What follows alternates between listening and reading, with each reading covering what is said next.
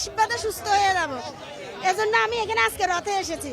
আজকের এই দিনে ভগবান তার রাজ সিংহাসন ছেড়ে পথে নেমে আসেন শুধুমাত্র ভক্তদের কৃপা করার জন্য। তো আসলে এই রথযাত্রা আসলে আমাদের মধ্যে অনেক আনন্দের সঞ্চার করে এবং এই দিন ভক্তরা অধীর আগ্রহ অপেক্ষা করে থাকেন ভগবান শ্রী জগন্নাথ দেবের কৃপা লাভের জন্য। তো আজকের এই রথযাত্রায় আমরা ভগবান শ্রী জগন্নাথ দেবের কাছে প্রার্থনা করব বিশ্বে যে অশান্তি বিরাজমান সে অশান্তি যাতে শান্তিতে রূপান্তরিত হয় এবং আমাদের মধ্যে যে করোনা মহামারী থেকে শুরু করে যে সকল অশুভ শক্তিগুলো আছে সেই সকল অশুভ শক্তি যাতে বিনাশ হয় সেটাই প্রার্থনা আজকে শ্রী শ্রী জগন্নাথ দেবের রথযাত্রায় শ্রী শ্রী জগন্নাথ দেবের কাছে। প্রতি বছর যেন এইভাবে পাই কামনা পূর্ণ করতেছি। প্রভু যেন জগতের সকল জীব সকল প্রাণী সকল মানুষকে ভালো রাখে, সুস্থ রাখে, শান্তি রাখে, এই দেশটা যেন সুখী সমৃদ্ধিশালী হয়।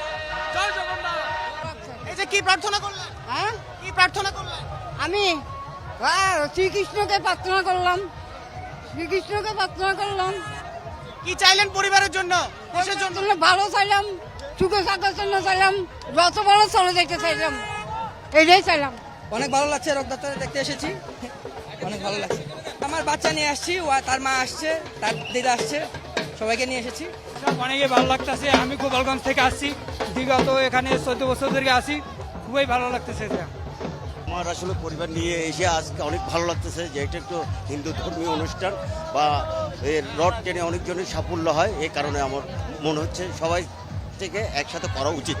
আমার হাজবেন্ড, সন্তান সবাইকে নিয়েছি, অনেক ভালো লাগতেছে যেন আমরা ভালো থাকি, সুস্থ থাকি। ভগবানের কাছে প্রার্থনা করতেছি যে দেশটা যেন শান্তি থাকে, ভালো থাকে, সবাই আমাদের এই আশা প্রত্যাশা।